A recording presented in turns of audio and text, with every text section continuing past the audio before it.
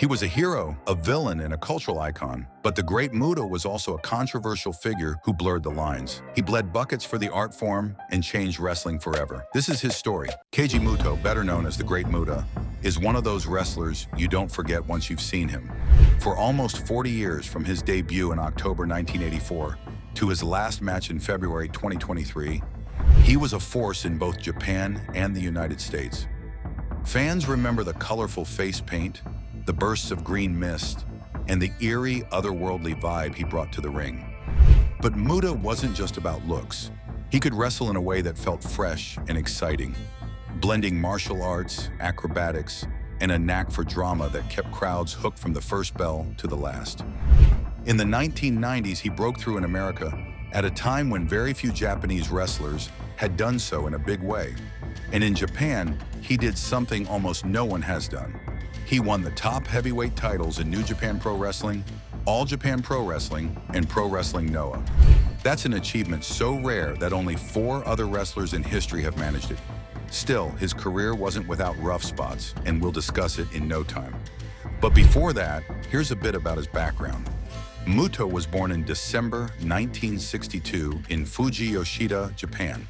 He loved sports from the start. In school, he got into judo and amateur wrestling, and he was so focused that he earned his black belt in judo in just 3 years. After that, he didn't bother with college. He went straight to the Tohoku Judo School to train full-time. That gave him the balance, strength, and sharp moves that would later shape his wrestling style. In 1984, he joined the New Japan Pro Wrestling Dojo, which was known for being one of the toughest places to train. He was in a class full of future legends like Masahiro Chono, Shinya Hashimoto, and Jushin Thunder Liger. He had his first match that year against Chono, kicking off a rivalry and friendship that lasted decades. Before long, he was sharing the ring with big names like Tatsumi Fujinami and Antonio Inoki. NJPW clearly saw he had star power. Like most Japanese wrestlers back then, he went overseas to learn more. In 1985, he wrestled in the US as the White Ninja, winning small titles and picking up the American style. In 1988, he worked in Puerto Rico and in world-class championship wrestling as Super Black Ninja. But 1989 was the turning point. He showed up in World Championship Wrestling with manager Gary Hart and became the Great Muta, later called Muta, introduced as the son of the Great Kabuki. It was a mysterious foreigner-type character that fans were used to, but Muta was different. His face paint looked cool, his moves had flair, and he came off more like a dangerous superhero than just a villain. Fans in the US had never seen anything like it. He was big, but he moved fast and smooth, pulling off moves that seemed impossible. The handspring elbow, the perfect moonsault in the green mist became his signature. Even as a bad guy, he got cheered. In September 1989, he beat Sting for the WCW World Television Championship, proving he was more than just hype. One of the things that really made the Great Muta's career stand out was the rivalries he built and the alliances he formed along the way. They weren't just matches on a card, they were stories that followed him through decades. In America, his biggest rival was Sting. Fans still talk about how their matches in WCW during the late 80s and early 90s felt way ahead of their time. Both men were athletic, both wore colorful face paint, and both had an energy that just clicked together. When they stepped in the ring, it didn't feel like the usual good guy versus bad guy match. It felt like 2 comic book characters colliding in real life.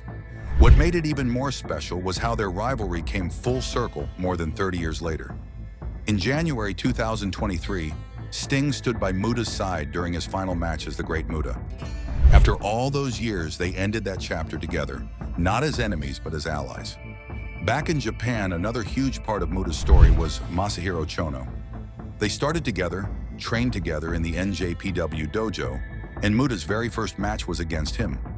Over the years, they faced each other countless times, including the night Muta beat Chono for the NWA World Heavyweight Championship. Their careers were so connected that when it came time for Muto's official retirement match in February 2023, he chose Chono to be his last opponent. Just like with Sting, their story ended where it began, with 2 men who started together, finishing together. And then there's the match that wrestling fans will never forget. his brutal showdown with Hiroshi Hase in December 1992. That night, the violence went to a level most people weren't prepared for. In the storyline, Hase was out for revenge after past encounters, and at one point in the match, he used what was hinted to be an ice pick to cut Muta's forehead. Muta then took a razor blade himself and made a deep cut, and suddenly blood was everywhere. It poured down his face until his whole head was red. The canvas of the ring was stained. It was shocking, even for fans used to seeing violence in wrestling. That match gave birth to something called the Muta scale, which fans still use today to rate how bloody a match is. Muta's match with Hase was set as the 1.0 standard, meaning it was the reference point for all other bloody matches to come. If someone bled heavily years later, people would still compare it to that night with Muta. Muta's career wasn't just about fighting enemies. He also had memorable allies. He teamed with Sting at different times, worked with Stan Hansen, and later became part of and led major factions like NWO Japan and Badass Translate Trading. These alliances often helped him stay fresh and relevant, introducing him to new storylines and new generations of fans. Another thing that made Muta different from almost everyone else in wrestling was how he played two roles at once. Keiji Muto and the Great Muta were treated as if they were two separate people. This wasn't just a wrestler using different gimmicks over the years. Muta would sometimes wrestle as himself, the clean-cut and honorable hero, while at the same time the Great Muta, supposedly a completely different person, would be working as a villain in a group like NWO Japan. He even went so far as to speak on behalf of the Great Muta in interviews, acting like he was just Muta's representative. That separation gave him endless creative options. As Keiji Muto, he could wrestle matches built on skill, honor, and sportsmanship. As the Great Muta, he could be a violent, unpredictable, almost supernatural figure. Fans accepted both as different characters, even though they knew deep down it was the same man. This back and forth kept his career interesting for decades and allowed him to work in different roles across different companies without feeling repetitive. Muta also knew when it was time to change his style. In his early years, he was known for big high-flying moves like his gorgeous moonsault. But after years of wear and tear, his body couldn't handle that same pace forever. Instead of burning out, he switched things up. He focused more on mat wrestling and strikes. And in 2001, he reinvented himself again by shaving his head and creating the Shining Wizard, a running knee strike that became one of his most famous moves. That change let him keep wrestling at a high level well into his late 50s, including winning the GHC Heavyweight Championship in 2021 at age 58. Not many wrestlers can say they adapted and stayed on top for that long. In the 1990s, wrestling treated blood very differently than it does now. Not accidental cuts, but the kind done on purpose. Wrestlers would take a small blade, usually hidden in their wrist tape, and cut their forehead during a match. This was called blading or juicing. The forehead was the usual spot because it bled a lot but healed quickly. It wasn't just for drama, it could mean more money. The saying was, red means green. If you bled, you got a bigger reaction. A bigger reaction could mean a bigger payday. By the mid-80s, WWF started moving away from blood. They wanted a cleaner, family-friendly product. But in other places like NWA, WCW, and especially Japan's wrestling scene, blood was still common. Japan's style was harder hitting and more realistic, so blood fit the tone. Things started to change in the late 80s when the AIDS crisis hit. Suddenly, sharing blood in a contact sport became a real danger. It wasn't just about the look anymore. There were serious health risks like HIV and hepatitis. Some ugly incidents made people rethink it. Eddie Guerrero once cut too deep in 2004 and lost so much blood he felt weak for weeks. Back in the 90s, ECW had the mass transit incident where a rookie's artery was severed in the ring. That one stuck with people.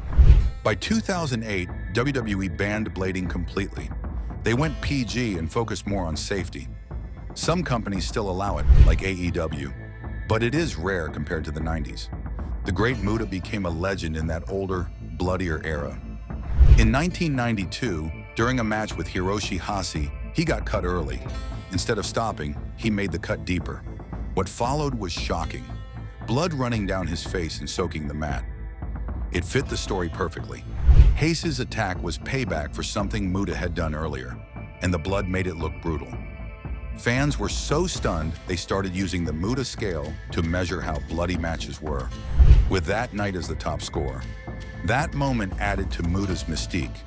Back then, it was seen as commitment to the story. Today, it would probably be stopped for safety reasons.